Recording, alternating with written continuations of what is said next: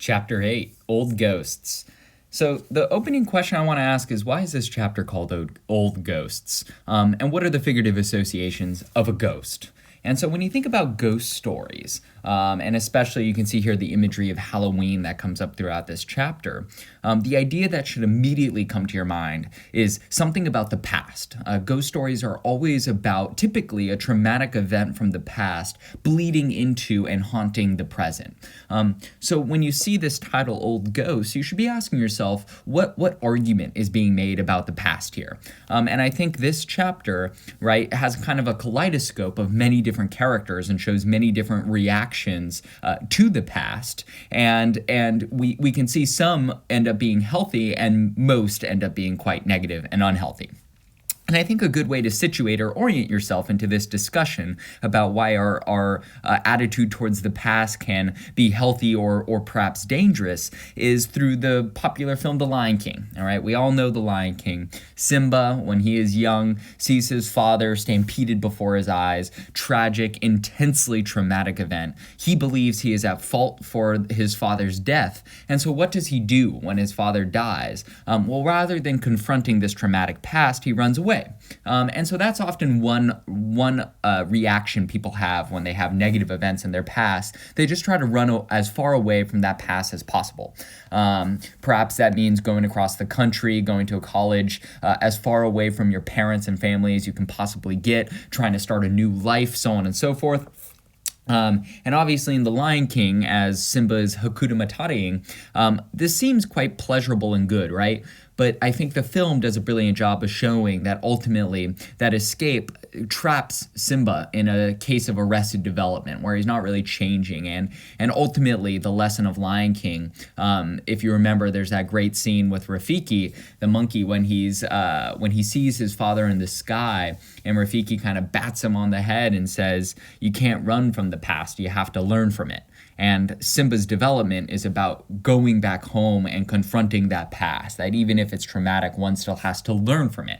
So I think that's a good question that this chapter is asking, is what does it mean to learn from the past? And what are the traps that we get in when we either try to run from the past or cling to the past too tightly? And we see lots of examples of that. And so I think that helps to explain the Halloween imagery, which is all about, on a mythological basis, the ghosts coming out from the past, right, for one night. And so we see all these old ghosts emerging here.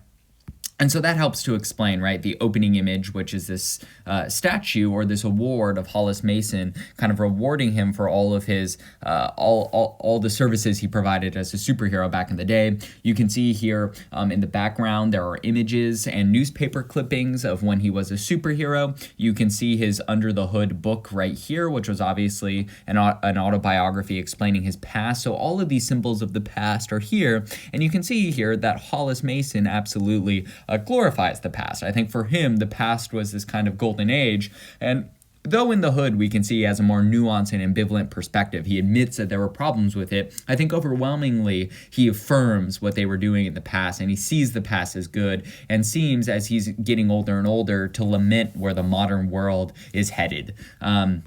And so that helps to set up this conversation with with Sally Jupiter, Laurie's mom, as he calls her to talk about how Night Owl and Laurie seem to go and escape or break Rorschach. They did the fire. They helped people on the fire escape, which shows that they're dressing up again.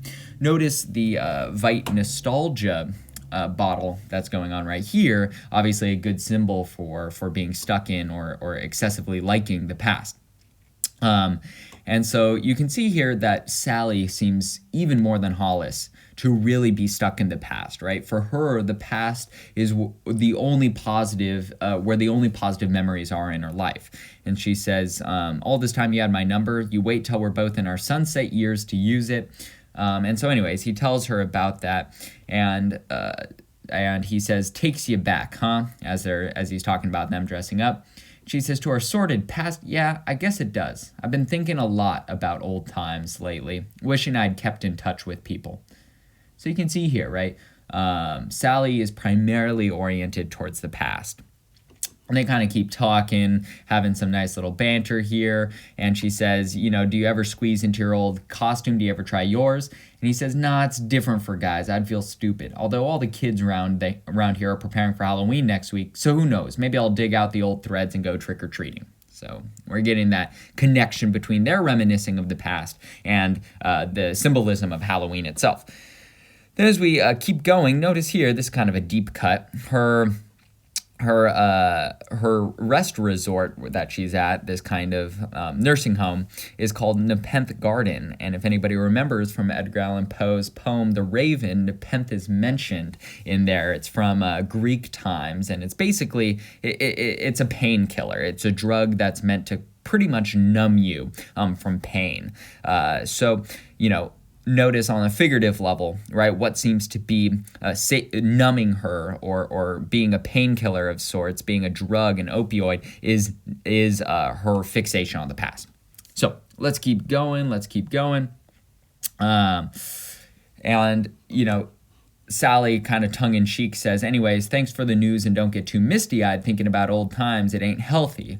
Now, I say it's tongue-in-cheek because that's clearly all she does. We saw that from Chapter 2 when she was reflecting rosily on her encounters with the comedian, even though, the comedian tried to assault her, and all these superhero days when people used to slobber over her. It's clear that she is oriented towards the past.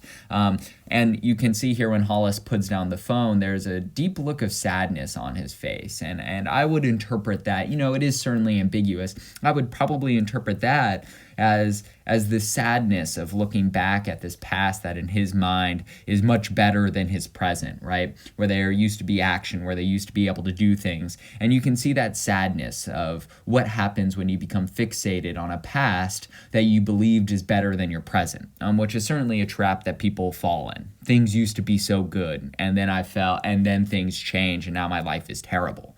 And so certainly I think there's pain associated with that for both these characters. So, okay, that's Sally and Hollis. We'll come back to them towards the end, or I guess we'll come back to Hollis. Once we get to the newspaper vendor, all right, now he's telling us very directly what's going on in terms thematically of this chapter. It's like all our old nightmares come back to haunt us, Red Invasion, Masked Men, seen this week's Nova Express, Spirit of 77. I remember 1977, God spare us. And in case you forgot what went on in 1977, that's when the Keene Act was passed, and we've seen flashbacks where there was intense unrest in the streets, tons of protests, clearly meant to be reminiscent of the divisive protests of the Vietnam era or the Civil Rights era, right? Or maybe even of the political division today. So Spirit of 77, that's certainly about these deep, intense political fissures within society. And when he says Spirit of 77, the past is coming back to haunt the present, right? Those same energies and attitudes don't really disappear. They just kind of go beneath the surface. And I think that's one argument this chapter is making. In terms of old hatreds or old grudges, on a political level, on a social level, on a cultural level, what have you, right?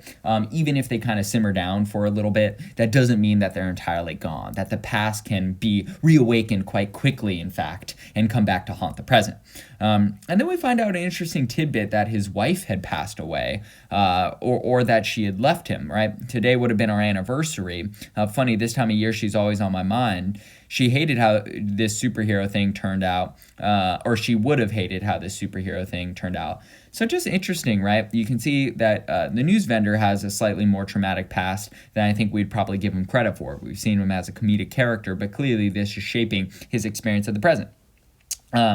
And, he's said something like this before. He'll say it again. He says, I still can't believe it. Him coming here every day, nobody realizing he's talking about Rorschach. Still, that's life. A lot of stuff happens under the waterline. And, of course, that always connects to the Black Freighter, as there is a raft of dead people right beneath the waterline. A good symbol, right, for the kind of beneath the surface horrors that are always lingering around us, whether those are from the past or from our unconscious, so on and so forth. So now let's go to the Black Freighter. And if you remember, narrator of the Black Freighter has become increasingly animalistic and crazed and savage on his journey to return home and save his family from the pirates. Says, adrift and starving, my dark imaginings welled up unchecked, spilling from brain to heart like black ink, impossible to remove. Okay, so he's imagining really dark things. I pictured Davidstown, quiet streets overrun by tattooed fiends, recalling their brutality. I moaned. The freighter had surely reached Davidstown already. My wife was almost certainly dead. These notions transfixed me, stopping time in its tracks. So, okay, that's a beautiful way of articulating, I think, the opposite of what's going on with Hollis and Sally, but nevertheless, I think they both have the same impact. So both the news vendor here and the narrator of the Black Freighter are fixated on the past, but they're not fixated on a golden or idyllic past, a past that they imagine was much better than the present. In fact, it's the opposite, right? The past was this horrific or contained horrific nightmares, right? Either his ship getting murdered by pirates or the spirit of 77 in the real world where there was intense unrest. But nevertheless, I think when you get fixated on either, a past that you believe is great or a past that you believe was a nightmare, if you let either of those fixate you, time will stop in a certain way and there will be an arrested development. You won't continue forward in a healthy way. Instead, you will only be oriented backwards. And we can see that here, right? As the narrator of the Black Freighter continues to imagine his family and continues to just think that they must be dead. Those glorious days, that innocence dead. I imagine my shipmates bloated corpses carrying my raft on fish-eaten backs. Dead. The putrefying shark, its snarl no longer convincing. Dead. I hear her pleading. See their yellowed smiles, their cutlasses carving relentlessly until all her personality, all her subtleties of posture and expression are obliterated, reduced to meet dead. Finally faced with horrors both intolerable and unavoidable, I chose madness. So, okay, obviously I'm being a little uncharitable to the narrator of the Black Freighter. He's undergoing an intensely horrific situation as he's imagining the death of his family. But nevertheless, hopefully you can see psychologically this fixation is not allowing him to healthily cope with the realities of his situation, but instead is propelling him towards madness. Let us continue. So Laurie and Dan, right? Similar thing going on here. If anything, actually, I would argue that Laurie and Dan represent a positive vision of how one can move forward as they actually begin to take productive action in this chapter. And so if anything, I think, again, this chapter kind of has positive lessons to be learned through Dan and Laurie as they use the past, actually. They stopped running from the past. I would say before they dressed up, they were both running from the past in a certain way, right? For Laurie, she hated having to dress up in the past, and so she tried to run as far away from it as possible, not even realizing that she was caught up in the same pattern by living with Dr. Manhattan. Dan Dryberg, meanwhile, tried to repress the past as much as possible, not realizing that it was actually an important part of his identity. And so notice what Dan says here in the middle. He says, doesn't this bring up all those old times floating back? Night patrols having a secret? Laurie says, well, yeah, patrols were okay. I had 9 different routes over Washington's rooftops. Route 5 was the best. That had the White House, the Lincoln Memorial, and then home to me and John's fabulous apartment. We were happy there. And then she's like, oops, yeah, major faux pas, guys. Do not talk about your exes with your current new lover. It just never goes well. And he says, oh, Dan, I'm sorry. Or Laurie says, oh, Dan, I'm sorry. I keep mentioning John. He just pops up when I don't expect it. And Dan, very understanding, says, don't worry. It's early days. A few skeletons are bound to keep jumping out of the closet. Skeletons being a good symbol of the past, right? So what's going on here? I would say Dan and Laurie are both orienting themselves towards the past in an increasingly healthy way where they can not just run from it, but instead confront it and learn from it in order to orient themselves now productively towards the future. And I think that's what we're talking about here. Not letting time become frozen, not becoming stopped in a version of arrested development, but instead acknowledging the past, confronting the past in a way that you can move towards the future. And so that's what I think is happening here as they're preparing to break Rorschach out of prison. Now we go to Rorschach. And I think Rorschach gives us a very direct view of these ideas as his ghosts, in terms of the criminals that he have locked up, very literally are coming and trying to inflict physical harm upon him. And so, you see here, big figure, obviously ironic because he's quite short, says, it's a long time. You must have thought you could forget what you did to me. you and that owl guy. Funny, ain't it? Ain't it how these things come back to haunt us? So, okay, again, I think we're seeing the pattern of this chapter on a figurative level, which is what we always want to be doing when we're analyzing and trying to get to the deeper theme. What are the patterns on a thematic level that allow us to create a unification of ideas? And I think we're seeing that here, right? And so clearly there are threats here of Rorschach's bringing people to justice coming back to haunt him, quite literally. So let's keep going. Interesting scene with this police detective who comes in and is basically dropping as strong of hints as he possibly could that he knows that Dan knows Rorschach and that Dan is Night Owl, right? He's dropping all these hints. He's like, Rorschach had these sugar cubes in his pocket. And so anyways, the interesting thing on a thematic level that's interesting about this is he comes up, as he kind of going through everything in Dan's house, he comes up here and he says, it's right up here. Yeah, he's looking at the calendar. He says, nice owl. Obviously, again, another hint like, funny coincidence that you have owls in your house. But then he says, two kinds of people have calendars. People who peek at next month's picture in advance and people who don't. Which are you? Dan says, I don't. And then the detective says, you oughta. It pays to look ahead. So notice, right, Dan at this point doesn't seem very oriented towards the future. We'll see at the end, one of the last things him and Laurie do is change the calendar before it's actually November. A good symbol, right, of now looking ahead, of being able to project oneself forward as opposed to only backward. And it has a hawk, which is a good symbol of, a predator taking action in a certain way, of not just being stuck. Okay, so let's keep going. Pretty cool stuff, moving forward pretty quickly. New frontiersmen. I'm going to talk about this in more depth at the end of the chapter, the end excerpt, because, that's where it's featured. We see the actual full article of what this guy's working on. But I'll just give you a couple of hints right here. I mean, clearly, right, we can see that this newspaper is standing for values that should probably make us deeply uncomfortable, right? They field letters and put them in their magazine from letters that are addressed to, quote, the people of the United States of America. Clearly a nod to the Jewish conspiracy or the conspiracy theories that somehow these evil manipulative Jews are running America.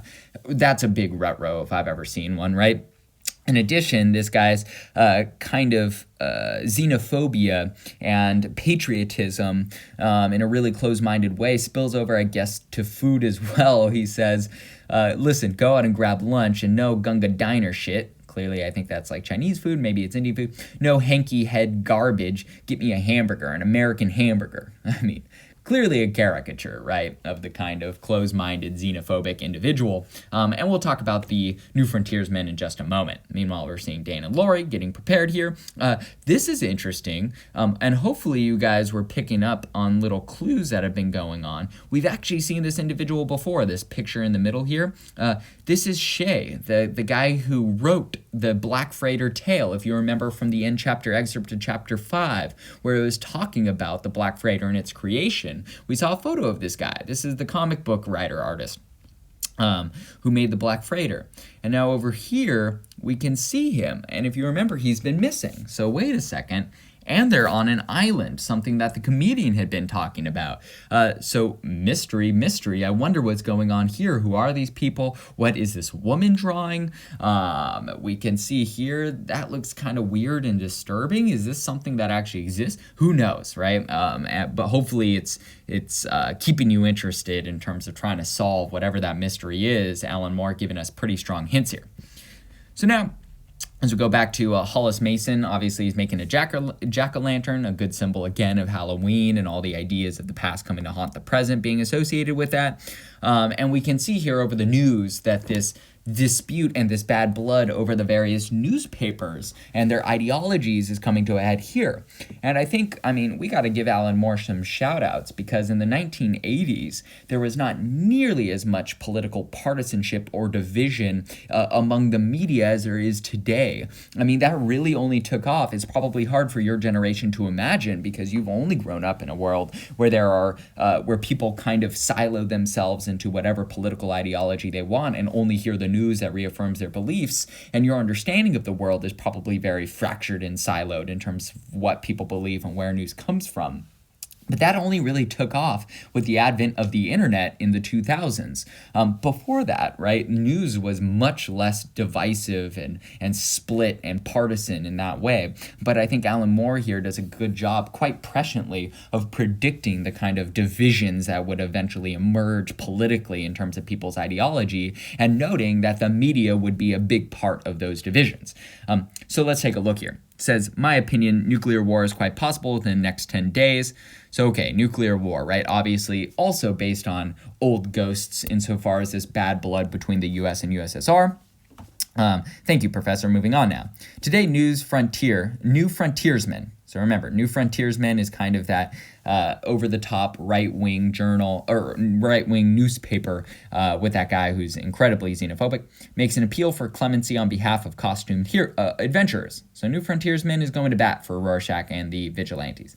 It's been described by Nova Express writer-editor Doug Roth, the guy who did the Dr. Manhattan interview, as attempting to graft an acceptable face onto glorified Klan-style brutality. So notice Nova Express, more associated with the left-wing media, is accusing the New Frontiersman of being associated with the KKK. Frontiersman piece was an attack upon myself and my magazine, says Doug Roth. It claimed we were funded by communists in our Dr. Manhattan expose and our current Spirit of 77 feature. Whoops, did not mean to do that. It's pure comedy. Nova Express is financed by, of all things, a very ordinary, very all-American delivery company, certainly not Moscow. As for their editorial, I'd call it the Spirit of Nuremberg, clearly a reference to the Nazis. So you can see here, right, I think this is doing a good job of predicting left-wing media accusing the right of being Nazis or fascists, and then right-wing media accusing people on the left of being socialists or communists, so on and so forth. And then you can see here Hollis Mason kind of ignoring all of this, or it's just kind of in the background, as he finishes his jack-o'-lantern, says, pretty good, can hardly wait till it's dark. And I think that's a good expression on a figurative level of what's going on here. As soon as it gets dark on a figurative level, as soon as times become pressing or difficult or dangerous or scary, that is when these old ghosts can reemerge. It's very rare that it's when things are going super well that all of a sudden there's this unrest and these traumatic events from the past come spilling back. It's when things get difficult, right? When economic times become tough, that's when these old grudges or these old prejudices can come to the fore again, so on and so forth. Let's keep going. So we can see here another example of everything that's going on here. These guys are pretty funny. It's this gang, right, of youngsters, very, very like kind of modern and hip, fashionable, so on and so forth, have Pale Horse, a kind of symbol on a figurative level of the apocalypse, but clearly Pale Horse, if you remember, is a band, so they're kind of very hip, modern, and you can see here that this guy really uses some very problematic language to describe the superheroes, right? And he's using it in a way that evokes these old hatreds, these homophobic hatreds here that obviously angers Joey, who's lesbian. But anyways, and meanwhile, in the background, we can see Black Freighter guy still just thinking about how terrible everything is in his life and how there's only death all around him. So again, fixated on the past. These guys start fighting in a certain way, so on and so forth. Let's keep going. All right, big figure comes, and he says, well, Halloween, when the dead things return and devils are free to roam the night. So again, if you were missing the Halloween imagery, Big Figure is giving it to us pretty directly here. But we see that their attempt to enact revenge on Rorschach doesn't quite work in the way that they would hope. And Rorschach, pretty brutal, right? Murders, or I guess gets them to murder one of their guys. They continue to try to break him out. Night Owl comes in, and so the rest of this chapter is pretty much all action, right? This is one of the few moments where there's actually action in this novel. Rorschach, right, takes care of the other guy. And Night Owl has some interesting stuff to say that, again, on a thematic level relates to what we've been talking about. He says old grudges get worked out in these things, old grudges and bad blood. Okay, that relates pretty thematically to what we've been talking about. And then interesting point with Rorschach, he says, it's just so hard reaching him. I mean, all this stuff, this horror and madness, he attracts it. It's his world. This is where he lives, in this sordid, violent twilight zone, under this shadow. That does a good job of describing kind of where Rorschach psychologically is at. Rorschach is psychologically within this world of blood and death, probably linked to his traumatic past of not just with his family, but also staring into the abyss of that kidnapped girl's murder. And so, I don't know if Rorschach entirely healthily is dealing with his experiences of the past here. He seems to be caught in this negative and violent world. So anyways, they break him out. Feels incredible. Kind of humorous stuff where they think that he's just using the bathroom here, but little do we know he's actually murdering Big Figure. Feels bad man, or I guess feels justice man, depending on your view. They come on out. They break him out of here. They go on home. Notice Laurie changes the calendar. And she says, changing your calendar another hour, it'll be November. Again, I think a good symbol of them now looking forward, right? Not just running from the past, but trying to use the past and learn from it so that they can be more productive and save Rorschach and actually get to the bottom of what's going on as opposed to just sitting around. Notice that as Laurie is packing up, she actually picks up one of Veidt's nostalgia perfume bottles as well, a good symbol of thinking about the past. And as soon as she begins thinking about the past, Dr. Manhattan comes to get her and take her away. So, okay, Dr. Manhattan goes, they're going to have a conversation on Mars, typical stuff. Meanwhile, the detectives are breaking in to try to get Night Owl, but nope, they make their escape. And now this brings us to the end of the chapter. As these this young kind of hip gang finds out that there was a breakout in prison. They broke out Rorschach.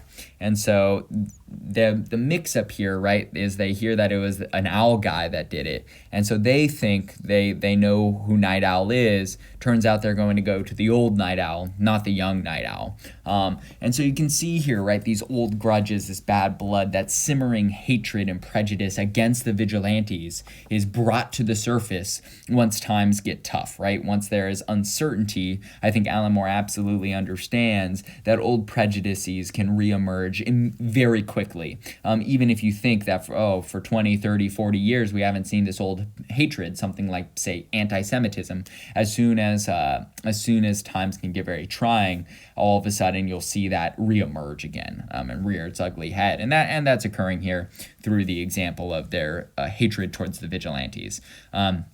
Also pick up on the nostalgia ad in the background, and it says, oh, how the ghost of you clings. So obviously the ghost, is something about the past is clinging to these people in terms of their old hatreds of the superheroes. Meanwhile, what's going on with the narrator, the Black Freighter? He is really descended, right? Our damnation. It obsessed the sodden dead, dominating their bubbling dialogues. They spoke of a heaven where once we all lived and died, sentenced from our sins to the pandemonium we call this world. Truly, life is hell, and death's rough hand our only deliverance. So notice here, right, as he has become fixated on the dead corpses, again, a good symbol of the past, on the horrific traumas that he has encountered, he seems to have completely lost his humanity here. And then what does he finally decide to do? He says, I could endure no more. Though dreading such a black, breathless end, I leapt feet first into horror. So he decides to jump off and commit suicide. And he says, feet first into cold and dank mortality. So obviously this is a good symbol, right? Or a good example of, again, right, his fixation on the past made it impossible for him to imagine literally any future. So he chooses instead to try to end his life. And so, his understanding of the world has been very negatively impacted.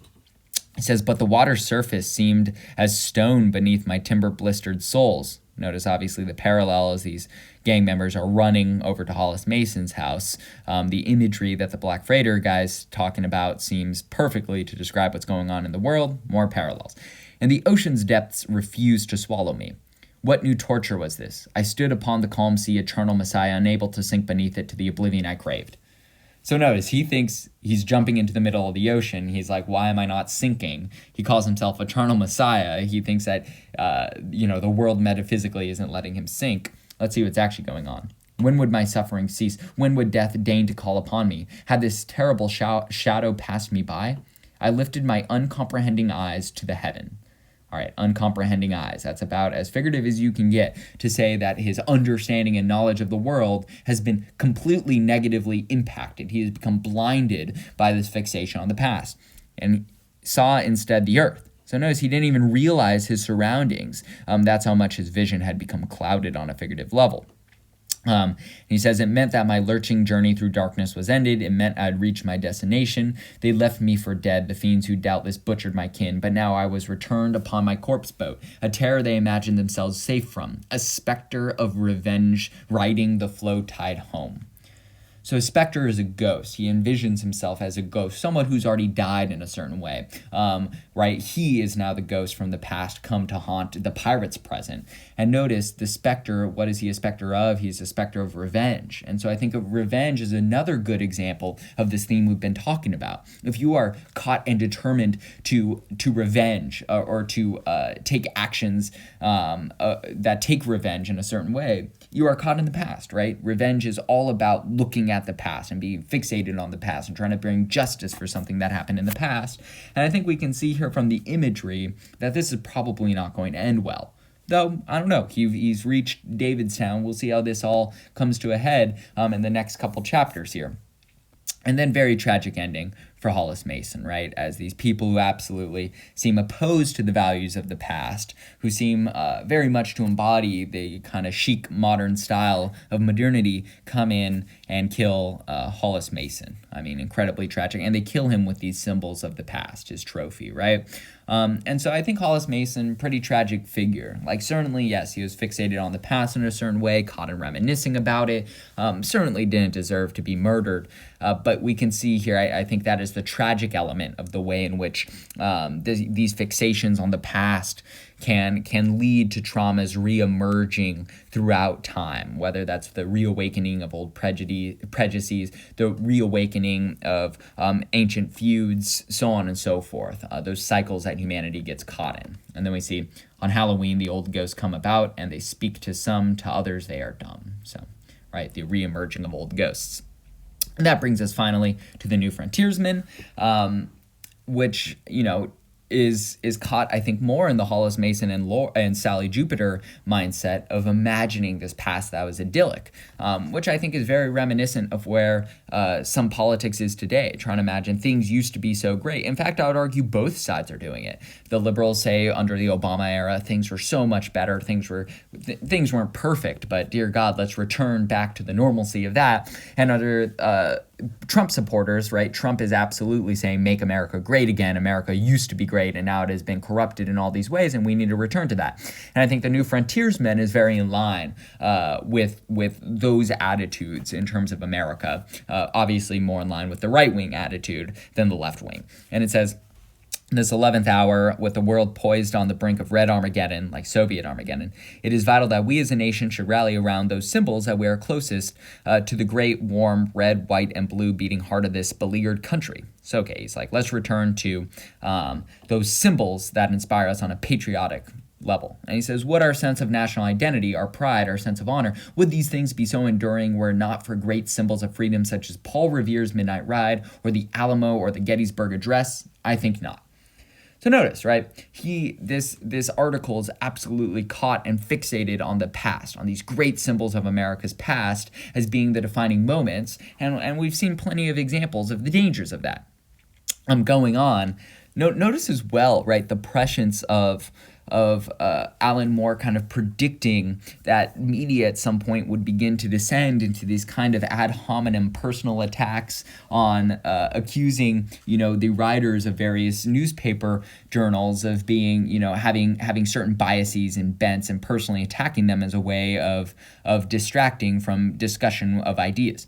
It says, in the current edition of pseudo-intellectual Marxist brat rock star monthly Nova Express, cocaine-advocating editor Douglas Roth makes an unfounded attack upon the tradition of the mass lawman. So you can see here, like that's ridiculous. But nevertheless, I feel like in 2020, we've kind of descended into this type of name calling as a way to discredit certain ways of thinking. And I think every side of the political aisle is doing this, and internet culture has only exacerbated and accelerated those trends.